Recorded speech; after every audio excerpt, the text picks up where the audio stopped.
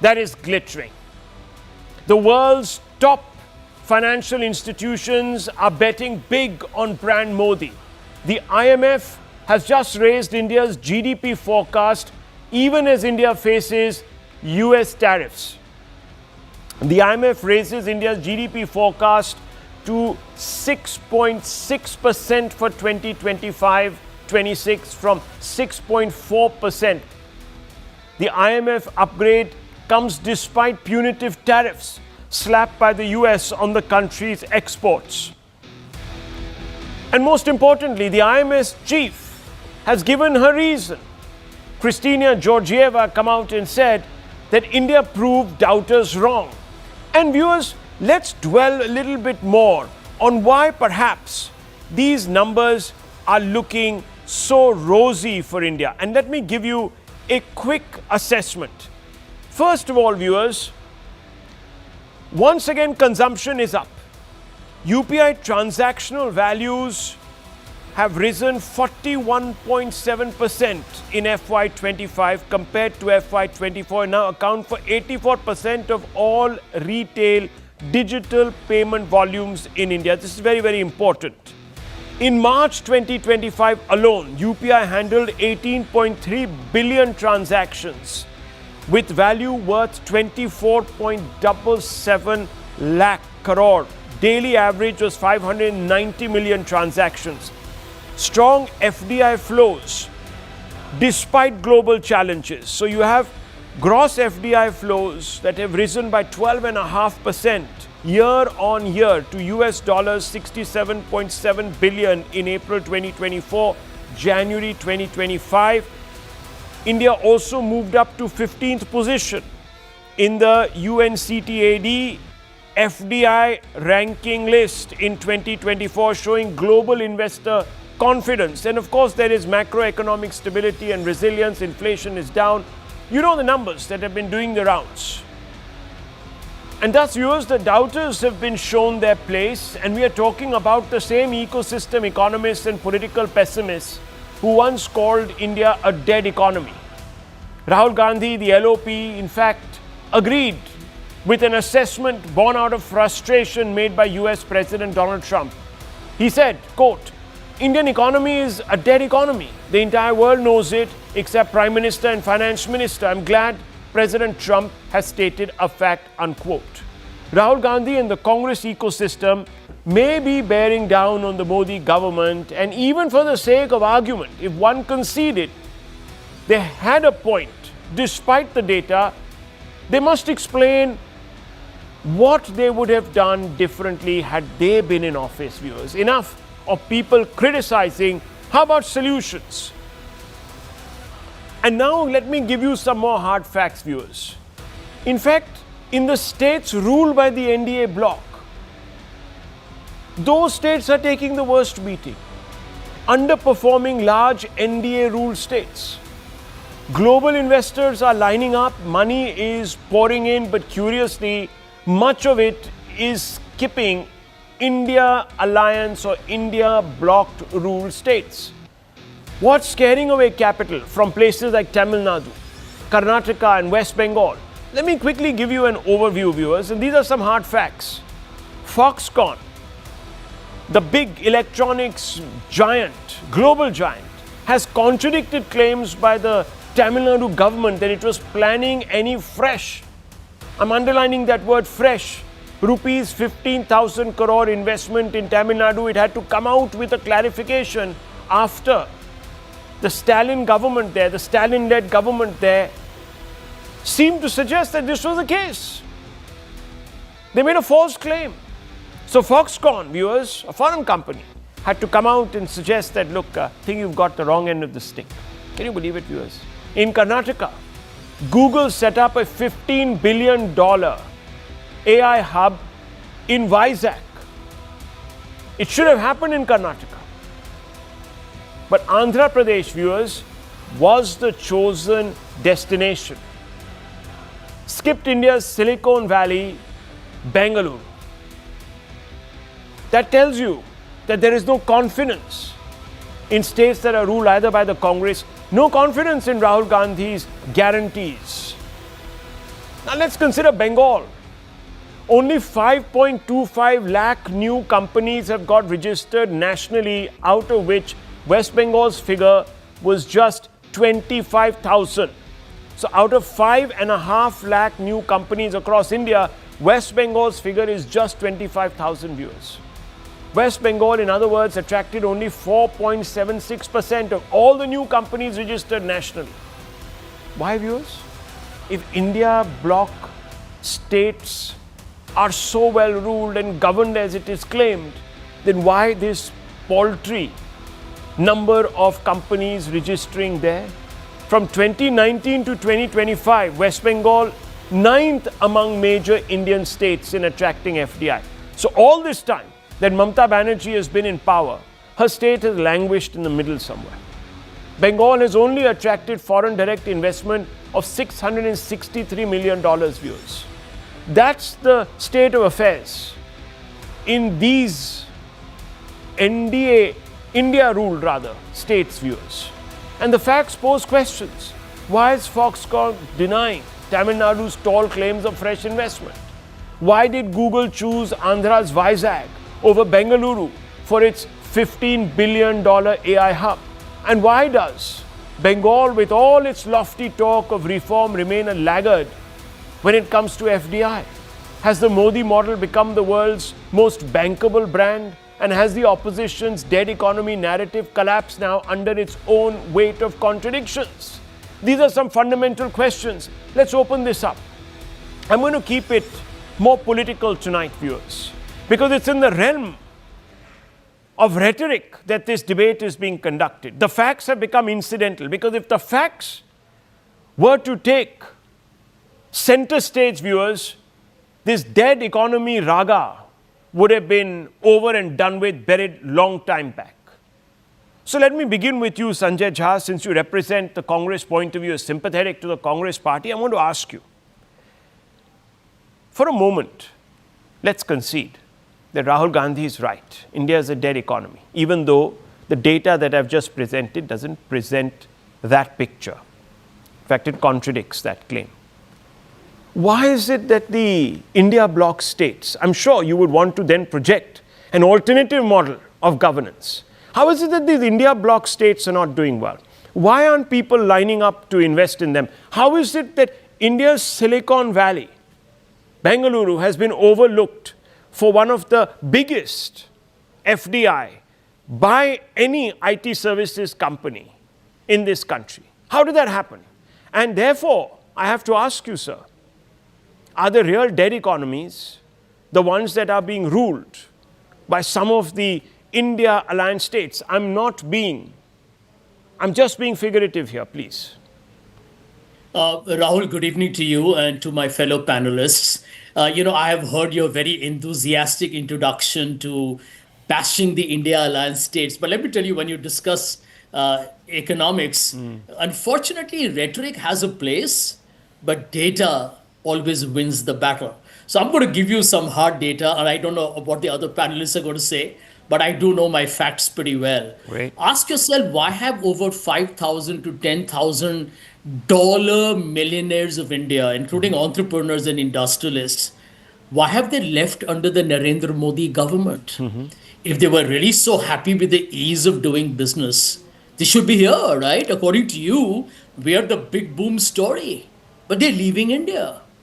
Why is it that the FDI that Narendra Modi used to tom-tom so much about, down by 98%, net FDI down by 98%? 98%. Even the overseas investor is disillusioned because they see the corruption, they see the abuse of power, they see how businesses are threatened left, right, and center. By the way, I hope you know that even in the gaming business, they overnight decided to change policy. That's ease of doing business under this government. Let me tell you the other truth. Jobs, that's one area, Rahul, where there can be no arguments. Even a TCS laid off 20,000 jobs the other day. We can keep cherry picking data and picking up one or two examples, but there is no model of Modi governance. Please don't be so charitable towards the Prime Minister. His model of governance and economics is nothing but crony capitalism. And it's a blatant crony capitalism. I don't want to even get into it. I don't want to embarrass anybody here. The other point that you should know, the GDP, and your viewers should know this, that Mr. Modi and the BJP go to town on GDP. For God's sake, we are the most populated country in the world. And a GDP is largely a function also of the population that you have. In per capita income, we are the embarrassing bottom amongst G20 countries. Okay, can you tell me, And it hasn't Sanjay Jha, changed. on that point? 1 minute. How much is per capita I'm just GDP? putting some data there and then we One can second, argue. I'm asking you on this to clarify. Yeah. Yeah. How much has PPP per capita grown in the last 5 years or the last 10 years? Can you tell me? Rahul, I'm very happy you are asking me Yeah, about so tell me. purchasing power parity. I'll tell you why. Because under purchasing power parity, India was already number 3 during the time of Dr. Manmohan Singh as Prime Minister. See now, viewers. Okay. That's How my can simple India be a answer dead to you, economy if all it right? hasn't slipped? Anyway, If on my this, last I point- just wanted to prove there comes. My last point. No, 1 second, 1 second. You see, it was viewers, already big. Modi has done nothing. 1 second, 1 second. So just one Modi second. One has second. done nothing. 1 but second. Don't corrupted be in our such a system. hurry. Don't be in such a hurry. Yeah. Just 1 minute. Ask the farmers. See, viewers, a dead economy. middle class. 1 second, 1 second. A dead economy would be producing zero savings, would be producing no taxes, there'd be no income coming It's a to figurative the exchequer. statement. It's Don't not try and take figurative, it too sir. It's not literally. figurative. These are facts. Now, It's a dead how do means you below measure? potential. How do you measure? Dead means How do below you measure that? potential. No, it's not. Listen, please. Let's be. So when I ask an you, tell me underperforming about economy. PPP, tell me about the Gini coefficient, tell me about the number of people who've been raised I'm above telling poverty you- line. I'm Hang telling on. you, Record numbers. I'm not 1% saying it, of Indians viewers. own 60% of its International wealth. organizations, UN organizations are coming out and saying that India has moved more than 250 million people out of abject poverty, above the poverty. These are 270 not my million during figures. the time of the UPA. These are not my figures. In 270 fact, million viewers, under the time of number UPA. closer is 400 million. That's what it is. Anyhow, the fact is, viewers, I began by saying, you could you gotta give me concede 30 that more Modi seconds could to have done interrupt 10 times better.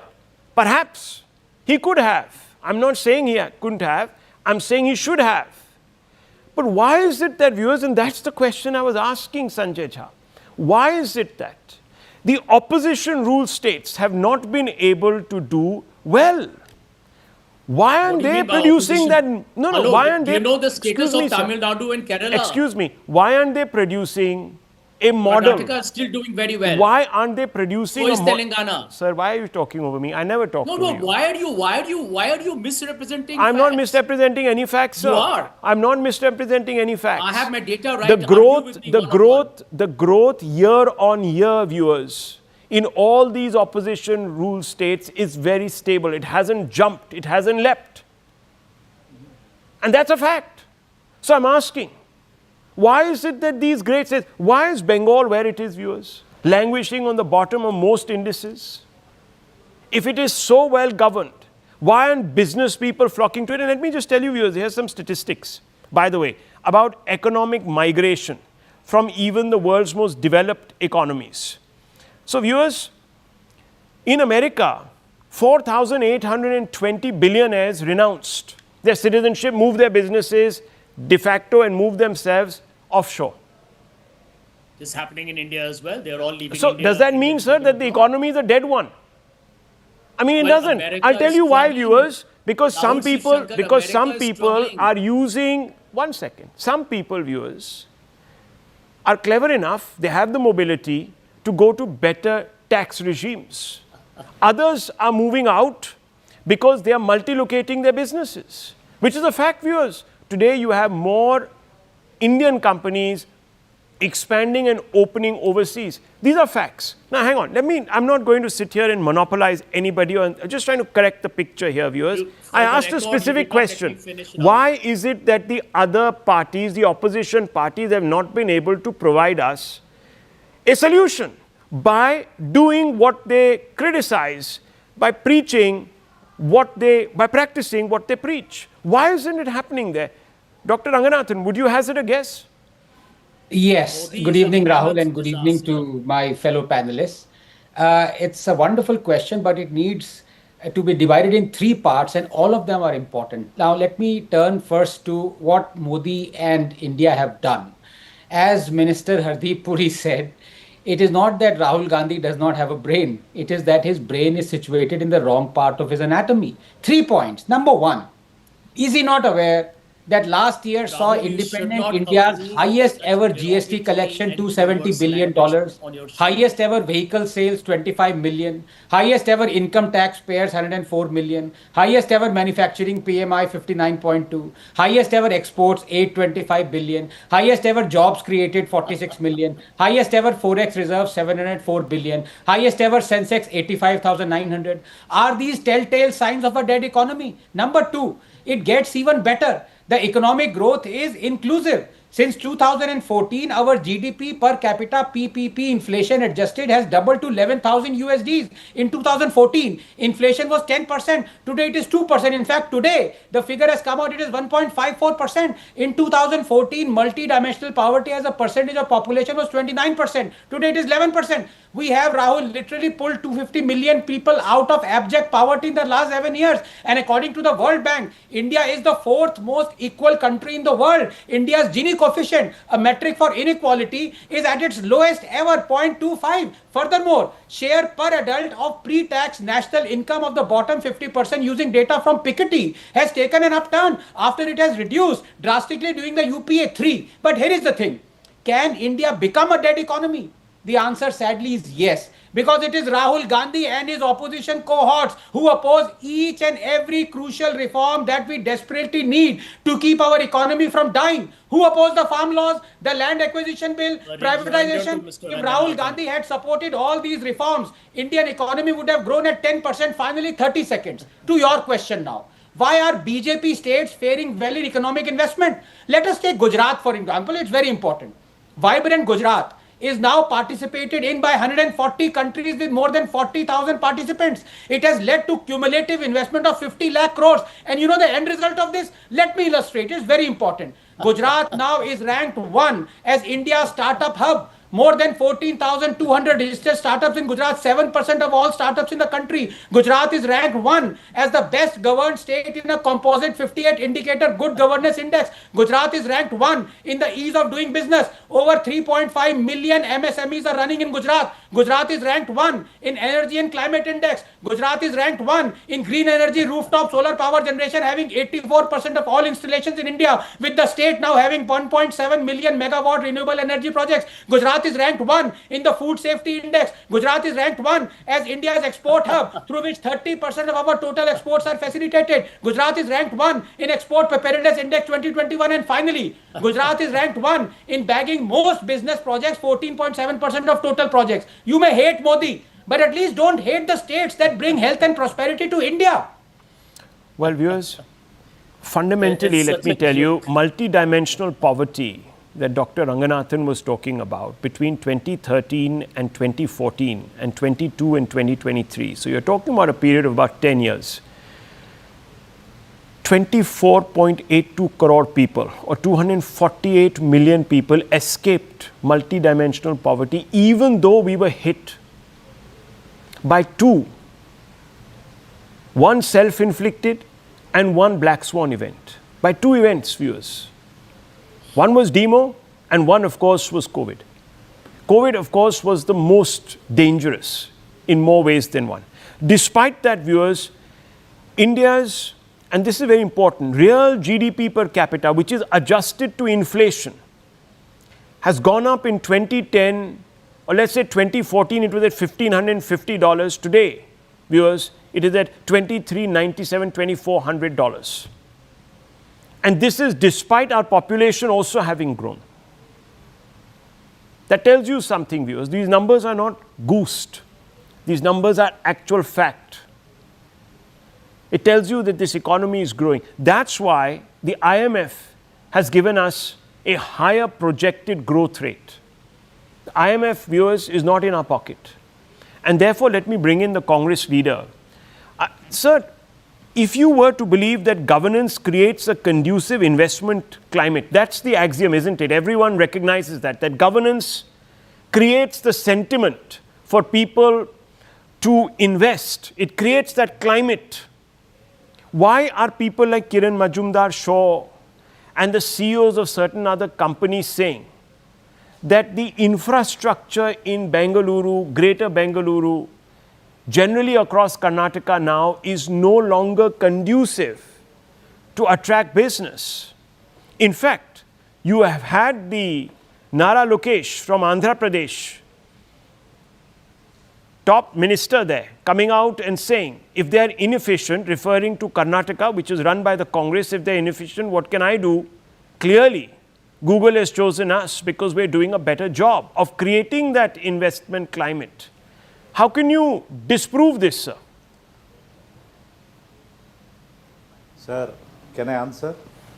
Yeah, please, sir. That's what Nara we're here for. Lokesh doesn't know anything. Yeah, Nara Lokesh doesn't know about Bangalore. What he knows? He knows 0%. Right.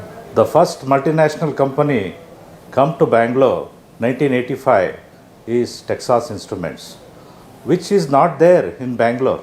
All multinational R&Ds are working. 450 multinational companies are working in Bangalore, including Microsoft, Google, and they are for all them. Bangalore is the headquarter. Google, Amazon, Intel, NVIDIA, Oracle, and major other sectors also, industries, having, even in aerospace, defense. See, Bangalore is the hub of multinational companies. No, see, of course, Bangalore is growing, we are growing, and we are the maximum, we are paying highest tax to the country's economy. That nobody can say no to that. Artificial intelligence hub, yes, it has. Sir, can I ask you a question? Mr. Gowda, again on facts. One second, sir. One second. Please go ahead. Google headquarters in outside America. Headquarters is here still in Bangalore only. Yeah, but They are that same operating from Google, Bangalore sir, only. has not invested They in wanted your to start- state. A $15 billion, I'm sure, would have helped Sir, your you state. please come and please visit, sir. Please come and visit Google office I'm not here going in to come and Bangalore. visit, sir. First I mean, visit listen to me. and say- Can you listen, Mr. See, Gowda? It's not Rahul 450 Shivshankar who's saying it, it's Kiran sir, Majumdar-Shaw. 450 It is... Sir, Yes. Sir, what I am telling you, Kiran Majumdar is an Indian company. Sir, 450 multinational companies are not raising their voice. She is the maximum taken benefit from Bangalore. So she's lying. And Bangalore has given her back a lot of things. Let me now give you some statistics. And Sudha Murthy has... Okay, one second. Madam Sudha Murthy invested for infrastructure from their CSR fund. She has not paid one single rupee. Which is the number one, excuse me, most congested city in India, in fact in the world, sir. It's in the top 5 in the world where traffic moves the slowest. Can you tell me, sir, which one it is? Sir, of Rahul, course you're we being need so to unfair to develop him. the infrastructure. Of course, And we I'm need to telling develop you, the world's infrastructure, best- viewers, is now the response. There are 3 years, 3 years, viewers, 3 years the Congress has Listen, been in sir, power. listen. 3 years back, it was the saying best that they are weather going in to the- change the best face weather in the of world. Bengaluru. Best weather And let me comfort- tell you, viewers, and the between knowledge- October it's the knowledge city. 2019, Bangalore produces most of the knowledgeable persons. I understand, sir. and Most more than knowledgeable persons. I'm not 4,500 denying it, sir. I'm sure it 5,000 does. Engineers every Rahul, year. I need to come in here. Every year, Okay. see, Rahul, you should, yes, you should Yes, yes. clap. You should clap for our effort. Right, Bangalore sir. effort. I'm not sitting here to 450 clap for R&D anybody. It companies is are the working, electors, sir, who will clap for you in the next Not 3 for years us, not or in the for next me. 2 years. So To one the- second, not Mr. to- Gowda, one how second, one Bangalore- second. 5 how- seconds. how- Okay, how yes, we- how Dr. they have Ranganathan grown wants up, to how come in. Okay, Bangalore let's has keep grown this democratic, sir. You made a long point. You've said that you are doing a fantastic job. Yes. Rahul, I respect Mr. Gowda is very erudite, but please, I cannot allow a Bangalorean, although I'm not a Bangalorean, but a proud Bangalorean, Miss Kiran Majumdar-Shaw's name and her company to be sullied as such. the panelist says that not a single penny has been paid by CSR. This is such a lie and a fabrication. From 2019 to 24, Kiran Mazumdar-Shaw has paid over 60 crores in CSR, her Biocon. And not just that. The fact of the matter is Biocon Foundation has screened 1.5 million for oral cancer since 2011. Built 50 plus school facilities and powered 100,000 roads. Please don't interrupt. CSR, to whom she has paid? These are bad manners. Is she paid for the Bangalore infrastructure? Like Sudhamurthy? Sir, does she not pay her taxes? Like Sudhamurthy? Does she not pay her taxes? Does she not pay her taxes? CSR, Anybody who CSR, I'm criticizes talking about. Congress will either be suspended or be Sir, sullied. like her 450 You had to MNC ask companies also Azim paying. Premji to Not only open she- his campus to allow traffic know. through because you could not Azim- accommodate the traffic because you have not built the infrastructure to carry that traffic. And Azim Premji turned around and said, nothing doing. Chief For a Minister, sir. temporary Yes, let me just period bring in of Surbi time, Hodigere. For a temporary period of Viewers, time, the we have numbers, requested him look, to you can all another protest topic. here, We only you can given all him the- protest. I'll just show you we another only graph, gave- viewers. we Here only it given is. him the land. Here is a graph only which gave shows the you land. the direction in which, this is the blue line, viewers, and it shows you the direction. This is the blue line, and it shows you the direction in which FDI in Karnataka is going, downwards. Maharashtra, viewers, for 4 years, for 5 years, between 2015 and 2025, was the #1 destination for FDI in this country. A neighboring state. Yes, Surbi Hodigere, would you like to respond? The problem to this entire conversation is precisely how the Congress spokesperson started off his comments. He said that Nara Lokesh does not know anything about what he's talking about. That is precisely the same sentiment that has been applied on Kiran Mazumdar-Shaw today. When she complained that the roads are bad, like every other citizen in Bengaluru has been saying again and again and again through this entire monsoon, she was told, stop complaining. You don't know what you're talking about. And then told that you should be the one fixing the problem. Why do we have a government? Why do we have representatives if the technocrats and the technologists have to come onto the road and fix the potholes? What is your, and let me be very clear to the Congress spokesperson, to the Congress leader over here. Bengaluru has grown in spite of government being active or not. Bengaluru's success is not your success. You are putting roadblocks in the success of Bengaluru. That mindset that we don't need them, we are not going to talk to them, we are not going to have a conversation. BJP was there. When Please, BJP let was me there. complete, In sir. America, the people used to call. The same It's a- industrialists what? were Bangalore- invited to a Bangalore was called when conversation you were with times. the BJP. You are- You do and not we even are converse here- with them. we are Okay, here there's no point to shouting support over each other, everybody. lower We are everyone's here to status. Viewers, support. at the end of the day, you have to follow the money. Money tells you a lot, the direction of flow. In a high-stakes battle for Google, viewers, Google, ironically headquartered in Bengaluru, decides that when it wants to build its new age business, it's not going to consider Karnataka. Why wouldn't it do that, viewers, if its own headquarters are in Karnataka, in Bengaluru? Why wouldn't it? Simple, viewers, because it doesn't have confidence in the governance story. That's why it's gone across. Now, you can't sit here, this is not an Adani, Ambani, this, that, the other, so you can't sit here and say there's cronyism. So what are you going to say, viewers? Nothing. You're going to say Nara Lokesh doesn't know what he's talking about. Fundamentally, there's a problem, viewers.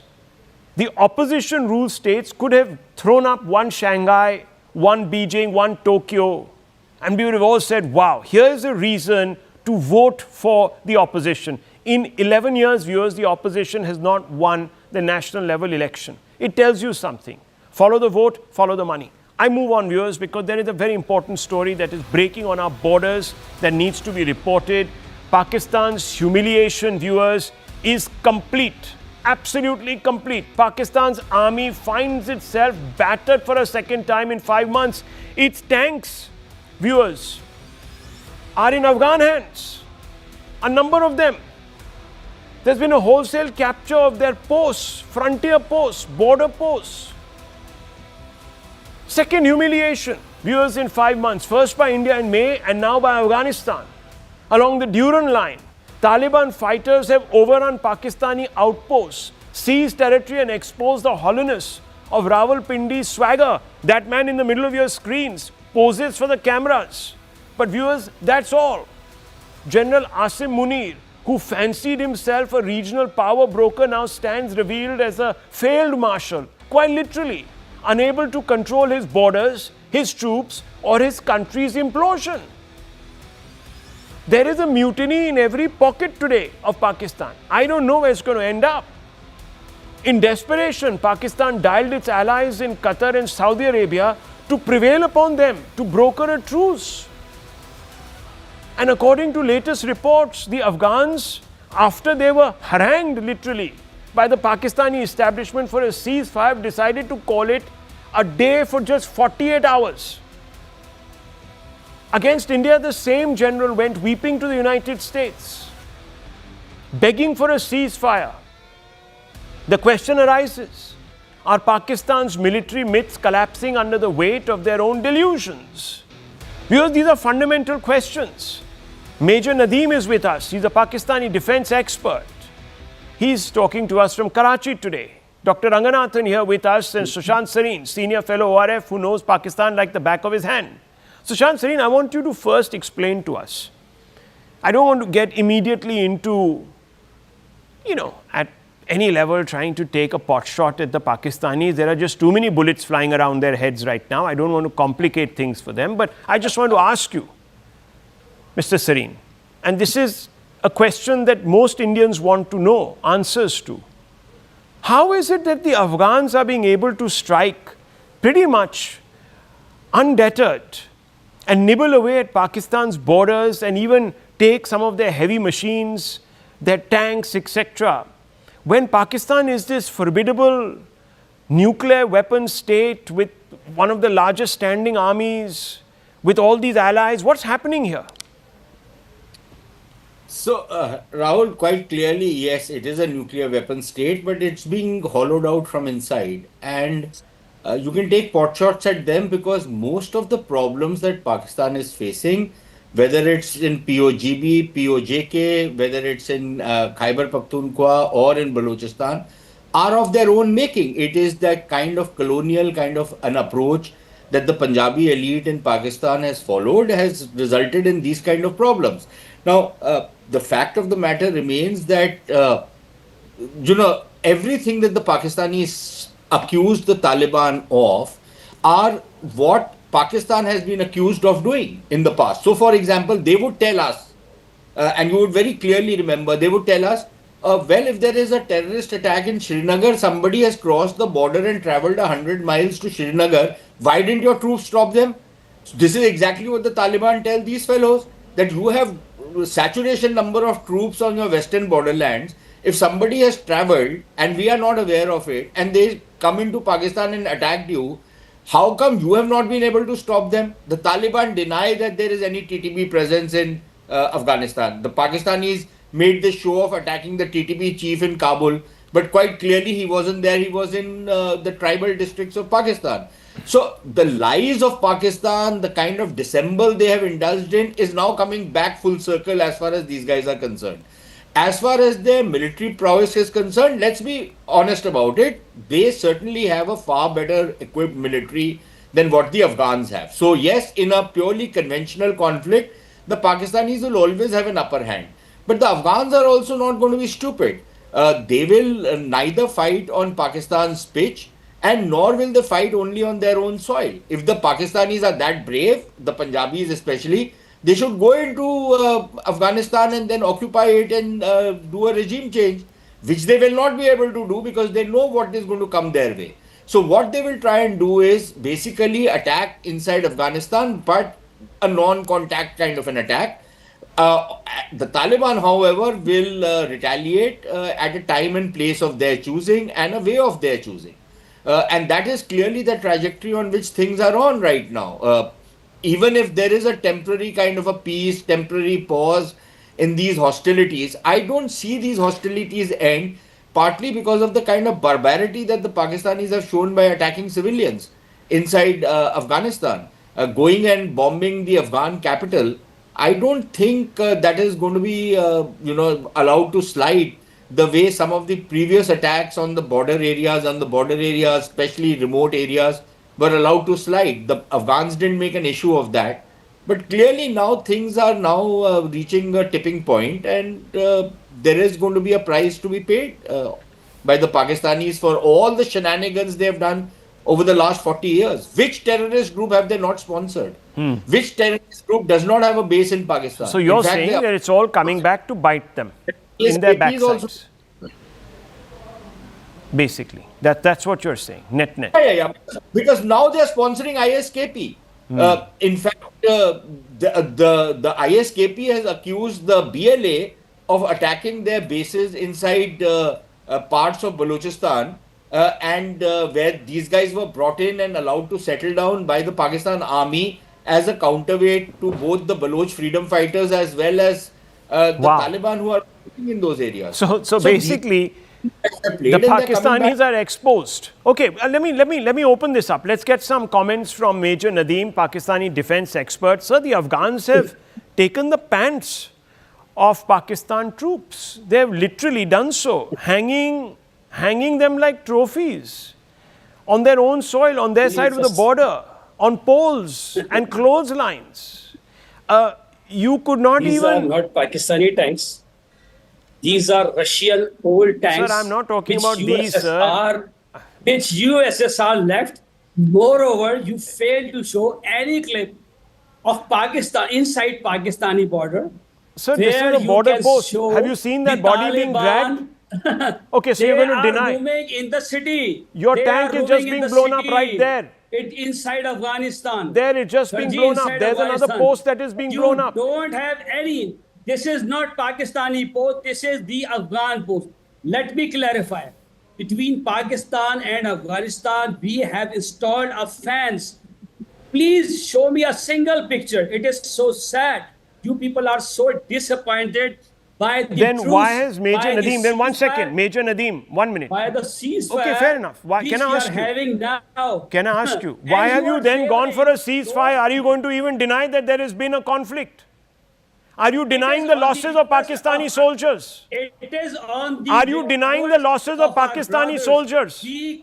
Are you denying? There is no loss. There has been no loss. The way your guests are Viewers, showing, even the way Al they are Jazeera. talking, 1 second now. Pakistan Major, is so weak. Okay, let me ask in one Spin question. Boldak. If Pakistan The post was so overrun. weak, why don't you come and take your Kashmir from us? 1 second. Do you dare? Major Please, Nadeem, calm down. आप रोते रोते phone उठा के हमसे बात किए. You asked for a ceasefire, your DGMO called us. But I'm not going to get into a tutu meme. The fact is, viewers, the Pakistanis are doing what they do best. They lie. Their pants have been taken off them, literally, viewers, and hung up. And I'll show you the picture. I'll just show you the picture, sir. Then you'll have to eat your words with salt and pepper. Show me the picture. I'll just show it to you. This picture Give me is 30 inside seconds. Afghanistan. Give me 30 seconds. I'll show it to you, sir. Okay. Yes. Okay. Dr. Ranganathan, your response? I'll just pull out that picture. No, Rahul, when you say roaming inside Afghanistan. Sir, अभी आपको दिखा देंगे आपकी pants. Nadeem ji, I don't know how it is in Pakistan, but in India, we respect each other and we have manners and we don't interrupt when the other is speaking. Thank you so much. When we come to Pakistan and take over POK, then we will teach you all these manners. So please be patient. Rahul, you are quite right. Sir, please. Let him finish, sir. Let him finish. Major, please. Let us respect the military and the traditions. Please don't interrupt. Thank you. When you correctly said that Sushant knows Pakistan like the back of his hand, given the situation of Pakistan, I'm actually very worried about Sushant's hand. So I want Sushant ji to please display his hands just to make sure that his hands are okay right now, because so much has happened thank you so much. I'm gratified. Look, this is a country. Okay, Rahul is showing something. These are the pants. These are the pants. They're on this pole. Can you imagine, viewers, they took off their pants? These are Afghan posts. This is Afghanistan post. and Yes, sir. Afghan वहीं तो मैं बता रहा हूँ. Sarji, On Afghanistan soil, they're there is a displaying your very trousers. clear- आपके pants very दिखा रहे हैं, clear, sir. They've very taken the easy pants test. off you. The English Okay, phrase. let's have the Do you know the very- English okay, phrase? let's have- At least, sir. Let them, he let's says have- now. Let them, he says. Now he's understood that yes, he's been exposed on national No, TV. no, these are आपकी not pant Pakistani उतार दी pants. उन्होंने. You can, you can have so So many don't pants. nervously laugh. ठीक है? You आपकी can pant stitch उतार के yourself लटका दी उन्होंने and वहां show पर. off- देखिए, and I'll show just show on it the to you. TV. Here, viewers. And then Here you are the say, Afghans okay, standing these are with their pants of booty. Indian I'm Army sorry, soldiers. I'm punning like this. Anybody But they're can standing with stitch, their booty. And what anybody is the can booty, get viewers? that. These are the pants These of are Pakistani uniforms soldiers. of Now I'll show you something US else, viewers. Army. There it is, a whole bunch of pants of Pakistani soldiers displayed on Pakistani I can show soil. you so many Indian Yes. soldier pants. Oh, ठीक I है, sir. can show you, right? You can show them all that हाँ. time, but हाँ. I have now ठीक proved. है. I have now If you- proved if myself. you Now, would 1 have minute, told viewers. me, I'm I now will going to show you bodies of Pakistani soldiers. It's horrible. I didn't want to do this. We shouldn't be laughing about I have any of given those you who have a been very martyred. simple Men in test. uniform are not supposed to be. A Okay. litmus paper test, very Okay. easy test. Yes. If you consider Pakistan is a banana republic, Yes. which is a nuclear power, having a hydrogen bomb, Sir, having 8 nuclear power reactors, Okay. ठीक है, manufacturing. Okay, calm down, aircraft. sir. Major, calm down. I just want to show you So these why don't pictures, you viewers. come? Why I don't you don't come want to and take dignify. the I don't want to Take dignify the death. speech. But these are some pictures, and I just want to show you. These are the bodies of Pakistani soldiers. I don't want to continue this because it's disrespect to the dead, and it's also disrespect to men in uniform. It doesn't behove So us. this But is fake. I just wanted to put the facts out there, viewers. You see There the have been- clip, the video Okay. which you are showing. Rahul, it is inside Rahul, I'm being Afghanistan. constantly The interrupted by tank is Major roaming Nadeem. inside the capital, where Okay. people are roaming on cars Okay. and motorbikes. You see, Okay, this is sir. not Okay, a border Nadeem Saab, area. kuch nahi hua. There has been no war. Let me clear you. Nothing has happened. We Nothing have has the happened. fence, People played we marbles have at the fence, border and they played and chess across- and they came back home. Okay. Now, viewers, I'll also show you an overrun Pakistani post in just a few seconds. Doctor, yeah, see. let him speak. Let doctor speak. Yes, sir. Yeah. As I was saying जितना पैसा इनको अपनी radar पे खर्च Yeah. करना था, judging by the cross arm major Nadeem, इन्होंने gym पे खर्च कर लिया. ये सब अब एबल बॉडीड जिम बॉडीज बन गई हैं, लेकिन रेडार नहीं है बचाने के लिए अपने आप को. Look, Rahul, don't we know this? A country that could not celebrate its silver jubilee, Pakistan. You seem to have forgotten. Major the- Nadeem, I can't You continue. Okay, Seems to have okay. forgotten Major, I'll the have to racket lower of your fader. Pakistan. Let's lower his fader. Let Dr. Ranganathan start again. Dr. Ranganathan, make your point. Yes, please. This Pakistan is a country that could not celebrate its silver jubilee before breaking up.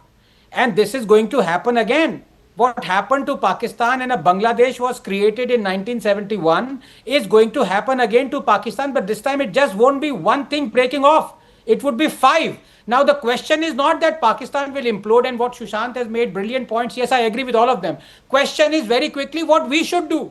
I implore the government to make a white paper, not just have the Indus water treaty in abeyance, but start constructing things in preparation for the complete annihilation and implosion of Pakistan. Absolutely. Now, viewers, let me just play out a soundbite. This is a Pakistani soldier warning Pakistani youth to never join the Pakistani military. And this is from just 24 hours back. And this has been posted by Mariam Solem Kheel. And let me just play this, viewers. Listen to this. और उसमें गलती करके नहीं आना है, सही है. इस पे दूसरा जो पे वो करो, वो सही है. और हमारा हाल ये देखो, हम खुद ही छोड़ रहे हैं. अभी इमरजेंसी का छुट्टी ले लेंगे, इसको छोड़ देंगे, इसको गोली मारो. दूसरा जो पे तो करो अपना. इसमें नहीं आओ कभी भी. मेरा भाईचारे से बात समझ रहे हो? नहीं, कभी भी नहीं आओ. मेरा बात सुनो जी. आप लोगों ने क्या गलती की है जो मुंह ये के फायर पीछे वॉश आउट हो गए. अच्छा फायर से There you go, viewers. That's fundamentally a deposition by a captured Pakistani soldier saying to his other youth amongst his friends, please, do not consider joining the military.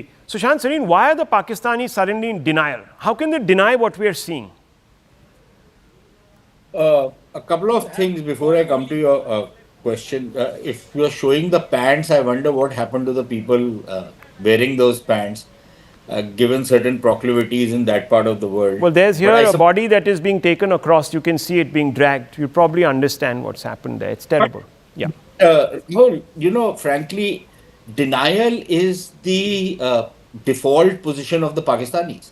That is what they normally do. You ask this guy, did you lose in Kargil or did you not lose in Kargil?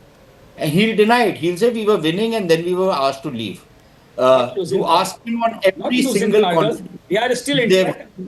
And he will. Our border is same. You could हाँ sir 1971 का भी border आपका same ही है कोई बात नहीं you lost half your country yes they keep interrupting because no manners are taught in the PMA, obviously very clearly looking at this guy. He has no manners, he has no decorum on how to behave in a talk show. We all were keeping quiet while he was ranting, but he will interrupt. So that is the kind of upbringing. Again and again.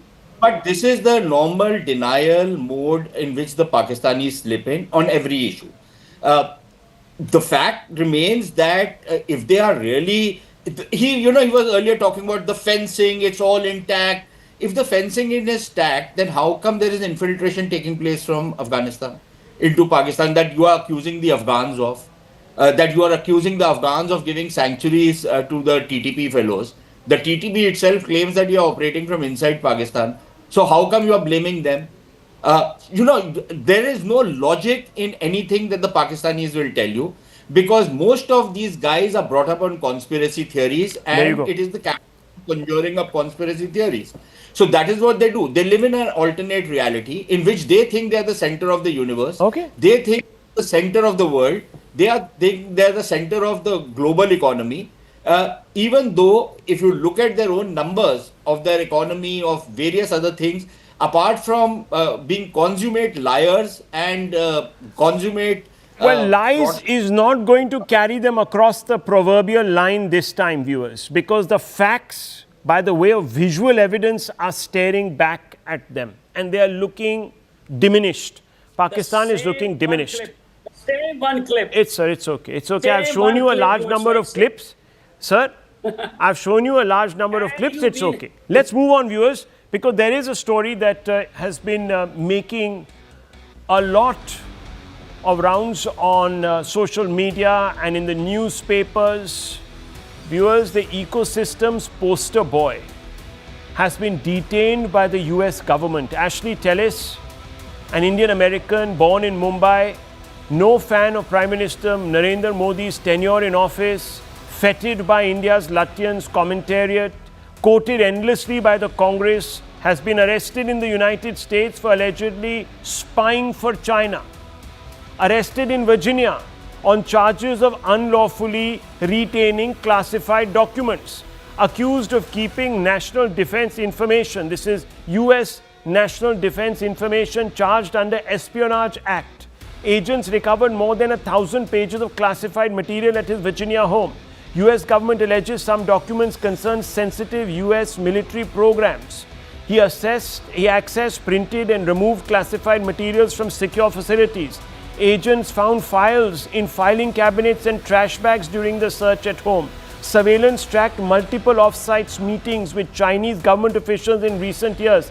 In fact, in September, viewers, he handed the documents over in exchange for money or some other material that was handed to them, and it was all observed at the back of a restaurant in Virginia. Yes, viewers, all these accusations have been made against Tellis, Ashley Tellis, and they call into question the objectivity of his scholarship that dismissed India's rise as a great power delusion. India is a great power delusion. And his scholarship called America's partnership with India a bad bet for America. In other words, he told the Americans, don't have relations with India, it's going to be a bad bet for you. It didn't just end at running down India's prospects, but Tellis also reportedly painted the Modi government as autocratic. Quote published by the Economic Times has him say, viewers, but if we are on the cusp of a transition to a BJP system, do we have reasons to be concerned about the health of Indian democracy? I don't mean that it simply concerns minorities, so and so forth. though that is commonplace. But the question of a party that has overwhelming power at the center, that has an extraordinary mandate vis-a-vis the civil society, other arms of government, the press, and so forth. What is the status when you think about Indian democracy for 5 years, unquote. And this he said, viewers, in 2024. The accusation also makes us wonder if Telice's commentary on India and the Modi regime was influenced by China. He was allegedly a paid hack. The BJP says that the accusations also call into question the judgment of the opposition that celebrated Telice. Amit Malviya says, and I quote him, "This explains why Ashley Telice, often cited and celebrated by India's opposition, spoke so frequently and harshly against us," unquote. Now the revelations raise uncomfortable questions. Does Telice's outing by the US expose a deeper network of ideological collusion between an ecosystem of crooked academics based in the United States and India's opposition parties that runs counter to India's national interest? These are some fundamental questions. Let me go straight across to Dr. Ranganathan and Sanjay Jha. Both of them are here with us. Dr. Ranganathan, once again, an academic falls into disrepute. We've had some cases here in India, NewsClick and company, that always quoted, amplified their propaganda by the Congress and its ecosystem. This man turns out to be a alleged Chinese spy. Surprise, surprise. Look, the only redeeming feature of Telice's propaganda articles was that his trash was digital and that no trees were cut to print it, or quite honestly, I wouldn't have wrapped my samosas in it for fear of all that toxicity bleeding onto them. Rahul, to paraphrase Kennedy, ask not how these journalists became frauds. Ask how these frauds became journalists.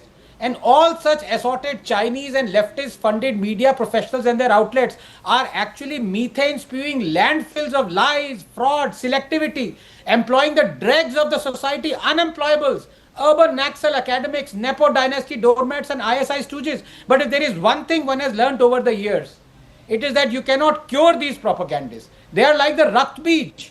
Their every drop of blood spawns more of the same. They survive only because some geriatric jellyfish is hobbing around in Zimmer frames 1,000 miles away and dreaming of a rose-tinted revolution, throw some pennies in their piss pot. Question is, are these the only mental nutters? Is theirs the only mental asylum in India spewing venom? The answer is no.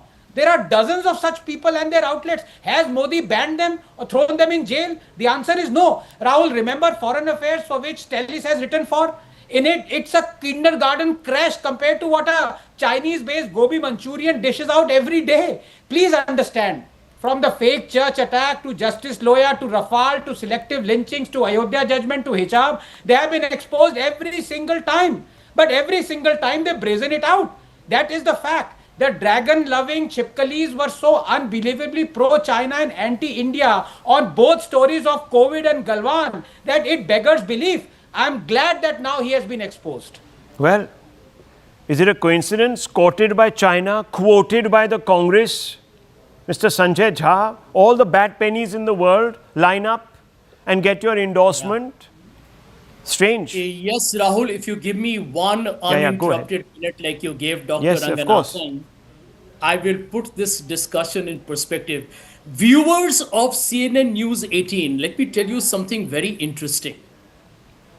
The same apparent anti-national, pro-Congress, pro-China man has been appearing very often on this TV show. Ashley Telice has been a frequent guest of your channel, Rahul Shivshankar. I have watched Zaka Jacob and many people in your TV channel giving Ashley Telice a very, very elevated status. I mean, how hypocritical and fraudulent can you and your channel be?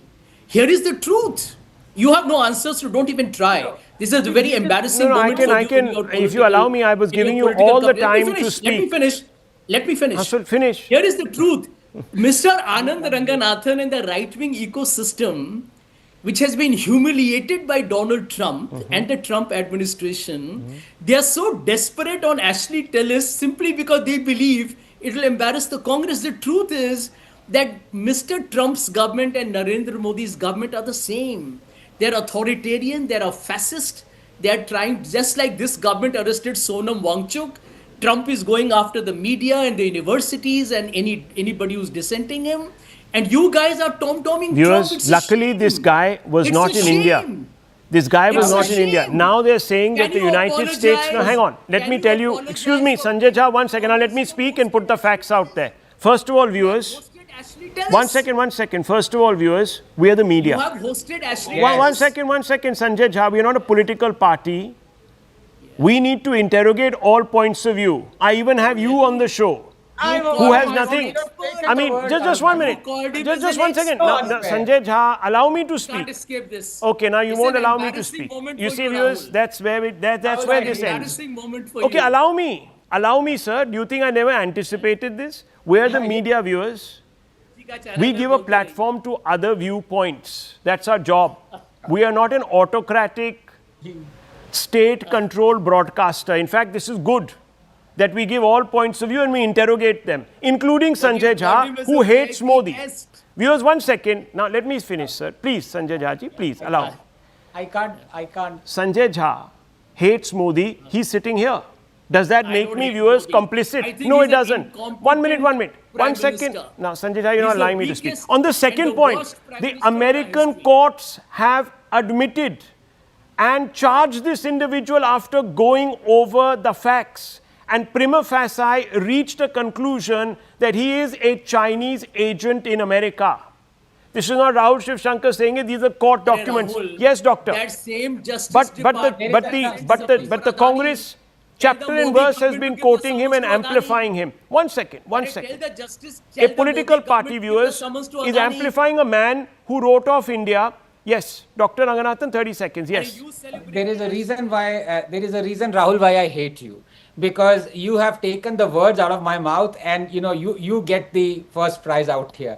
If there is anyone who is more virulently anti-Modi, pro-Congress, more of an urban axle than Ashley Tellis, it is Sanjay Jha. And he's appearing right now on your show. QED. Very good try. It's not Sir, working. we were talking about taking the pants of certain people in the last debate. I'll leave it at this, viewers. I'll take a short break. I'll be right back with a very crucial update. Don't go away, viewers.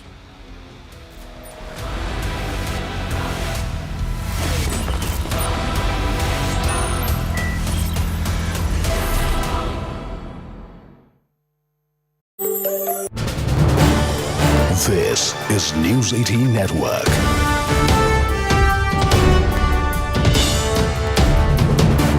India's largest news network. We're learning that Supreme Court has begun pronouncing its judgment on the green cracker row. Do remember, we've seen clearly a divide on green crackers, a mix of anticipation, anxiety that's gripped Delhi. Supreme Court hinting that it may allow the sale of green crackers in the city just a week before Diwali, and that pronunciation has begun of the judgment. We're learning that the CGI said we've considered the submissions by Solicitor General and we have to take a balanced approach. Those are the first few comments that are coming in from CGI Gawai. The court is delivering its verdict.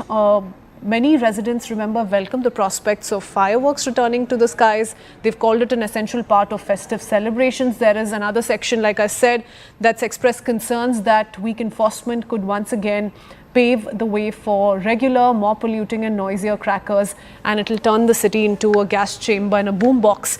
Now, do remember, this also coincides very interestingly with the AQI picking up. The AQI in parts of the National Capital Region has crossed 200 and above. And that's a concern that National Capital Region residents are currently staring at. Comes this judgment by the Supreme Court. The verdict is being pronounced as we speak. The verdict essentially is around green crackers and whether they can be sold during Diwali festivities in the national capital. The CGI makes the first few observations. CGI Gawai says we have to take a balanced approach. We've considered the submissions by the Solicitor General. Now, there are green activists who are also speaking or who've broken their silence on this. The permission, if at all, is granted by the tone and tenor of the CGI. This is going to bring back the bursting of crackers within the legal ambit for Diwali, for perhaps other festivals like Gurpurab and Christmas as well. And this is going to happen after 5 long years. Green firecrackers, remember, bring that entire debate back to what it means for air pollution and how how limited is really the consequence of this. They're designed to emit 20 to 30% less particulate matter than conventional ones, but the concerns still come with green crackers. And now we're learning in the latest bit of breaking news update that's just come in that the Supreme Court has allowed temporary sale of these crackers. The CGI has referred to the order of October 14, 2024, where Delhi government imposed a complete ban on firecrackers, which was expanded to entire NCR. And this is big news coming in from the Supreme Court. Speaking of how the need of the hour is a balanced approach, Supreme Court allowing temporary sale of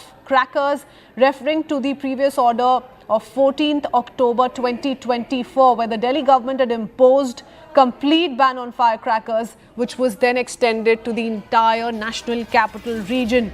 Bursting firecrackers, though, only permitted from the 18th to the 21st. So just the few days in and around Diwali is when we're going to see this development in the national capital region. It comes with a disclaimer: bursting firecrackers only allowed from the 18th to the 21st. Do remember, a lot of people celebrating Diwali.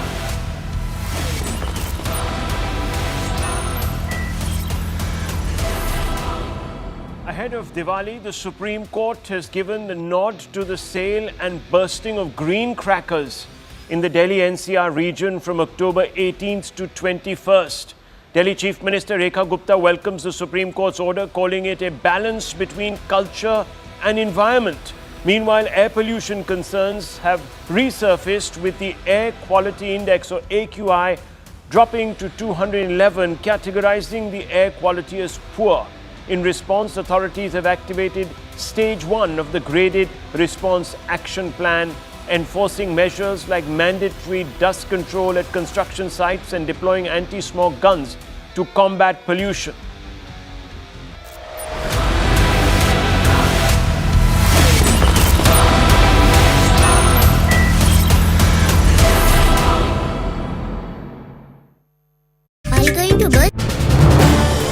This is News 18 Network.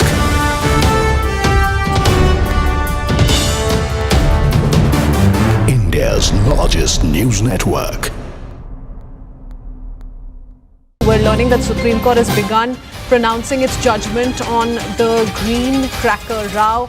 Do remember, we've seen clearly a divide on green crackers, a mix of anticipation, anxiety that's gripped Delhi. Supreme Court hinting that it may allow the sale of green crackers in the city just a week before Diwali, and that pronunciation has begun of the judgment. We're learning that the CGI said we've considered the submissions by Solicitor General and we have to take a balanced approach. Those are the first few comments that are coming in from CGI Gawai. The court is delivering its verdict. Many residents, remember, welcome the prospects of fireworks returning to the skies. They've called it an essential part of festive celebrations. There is another section, like I said, that's expressed concerns that weak enforcement could once again pave the way for regular, more polluting and noisier crackers, and it'll turn the city into a gas chamber and a boombox. Now, do remember, this also coincides very interestingly with the AQI picking up. The AQI in parts of the national capital region has crossed 200 and above. And that's a concern that National Capital Region residents are currently staring at. Comes this judgment by the Supreme Court. The verdict is being pronounced as we speak. The verdict essentially is around green crackers and whether they can be sold during Diwali festivities in the national capital. The CGI makes the first few observations. CGI Gawai says we have to take a balanced approach. We've considered the submissions by the Solicitor General. Now, there are green activists who are also speaking or who've broken their silence on this. The permission, if at all, is granted by the tone and tenor of the CGI. This is going to bring back the bursting of crackers within the legal ambit for Diwali, for perhaps other festivals like Gurpurab and Christmas as well.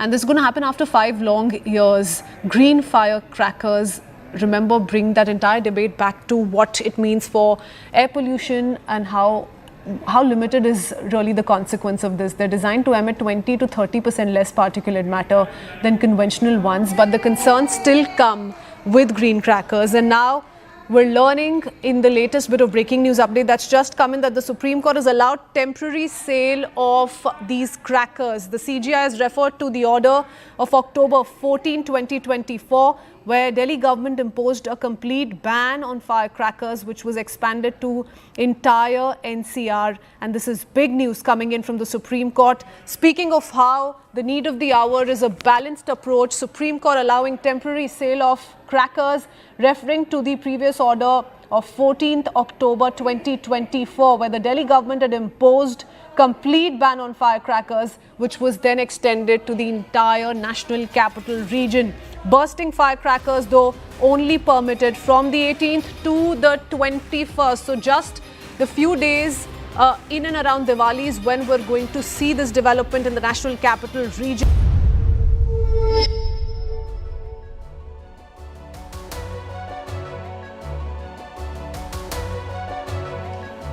Hello, Namaskar. This is First Post and you're watching Vantage with me, Palki Sharma.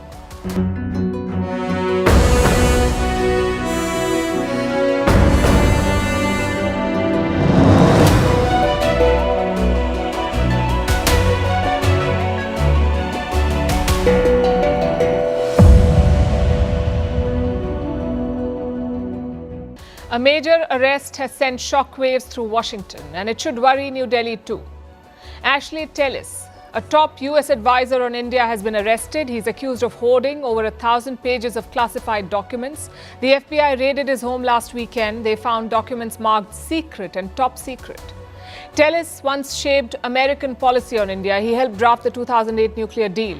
And until recently, he had top security clearance. Now he's at the center of an investigation, and his possible links with China are under the lens. Tonight, we'll break down this case and we'll tell you why this is more than just a security breach. Also in focus, Donald Trump's trade war. US officials now say they expect India's support against China. Meanwhile, Americans are paying for Trump's policies and politics, from rising costs to falling passport rankings. We'll bring you all the numbers. Also tracking the fighting between Pakistan and the Taliban. Another deadly border clash has left dozens of people dead. Plus, why is India training Mongolia's border forces? What is driving Visakhapatnam's transformation into an AI hub? Is Trump trying to sway Argentina's election? Why is Greece debating a 13-hour workday? And what it takes to be the only woman leader in a room full of men. This is the story of Giorgia Meloni. But first, as always, the headlines. Russian President Vladimir Putin hosts his Syrian counterpart Ahmad al-Shara. This is the first meeting between the two leaders since Moscow's close ally Bashar al-Assad was ousted from power last December. Assad fled to Russia after he was toppled. Syria's new president is expected to push Moscow to extradite Assad. Israel's Prime Minister Benjamin Netanyahu was back in a Tel Aviv court. It is part of his long-running corruption trial. Protesters heckled Netanyahu while he was en route to the tribunal. US President Donald Trump has suggested that Netanyahu be pardoned in the 3 corruption cases that he faces. A legal battle looms over Nepal's interim government. Petitions have been filed in the Supreme Court challenging its formation. Last month's youth-led protests had led to the government's collapse. The parliament was also dissolved and a former Chief Justice was nominated as the Prime Minister. Another day, another policeman shot dead in northwest Pakistan. The officer was guarding polio vaccination workers. This incident took place in the Khyber Pakhtunkhwa province. This is the second such attack in as many days. Last year, Pakistan recorded a surge in polio cases. And Kenyan opposition leader Raila Odinga dies at the age of 80. He was in India on a health visit. The Kenyan president has announced 7 days of national mourning. Odinga ran unsuccessfully for the presidency 5 times. The most recent one was in 2022.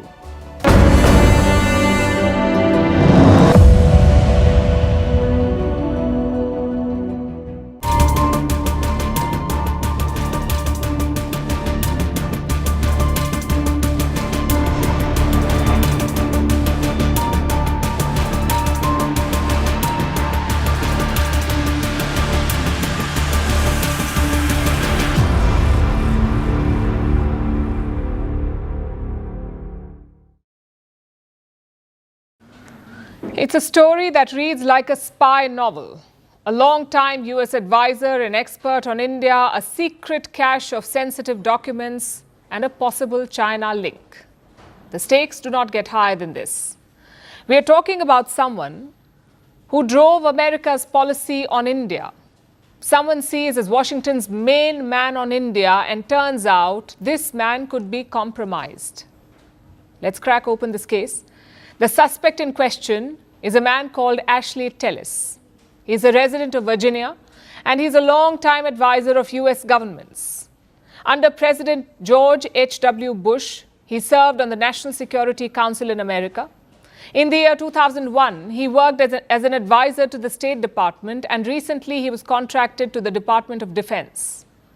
In the 2000s, he played a key role in the India-US nuclear deal. Like I said, he was America's main man on India, but this weekend, his house was raided by the FBI. And what did they find? More than 1,000 pages of state documents. These were marked as secret or top secret. They were locked away in cabinets and trash bags. We are talking about classified documents here. They covered US military aircraft and their capabilities.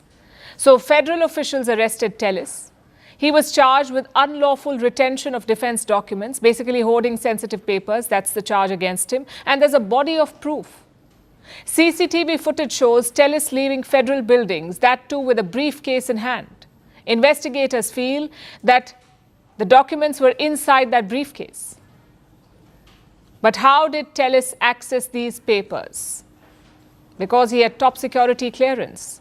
As a contracted advisor, he was permitted inside. This gave him access to secure government buildings. And once inside, he either printed these documents or he asked his colleagues to do so. And this was not a one-off case. Investigators report several incidents across September and October. So this weekend, he was finally arrested. If convicted, Ashley Tellis faces up to 10 years in prison. He may also have to pay $250,000 in fines, but that is not the whole story. Like I said, there is a China link as well. Investigators say Tellis has met Chinese officials multiple times. They have detailed one such meeting from the year 2022. Tellis arrived at a restaurant carrying a folder. His Chinese guests were carrying a gift bag. When Tellis left, he no longer had the folder with him. Did he give it to the Chinese? And if so, what was inside that folder? At this point, there is no clarity.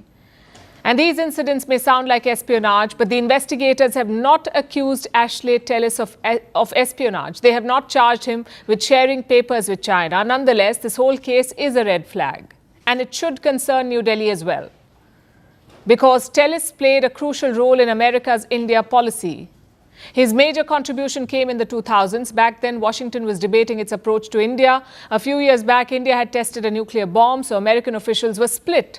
Should they engage with India or should they isolate India? That was the question.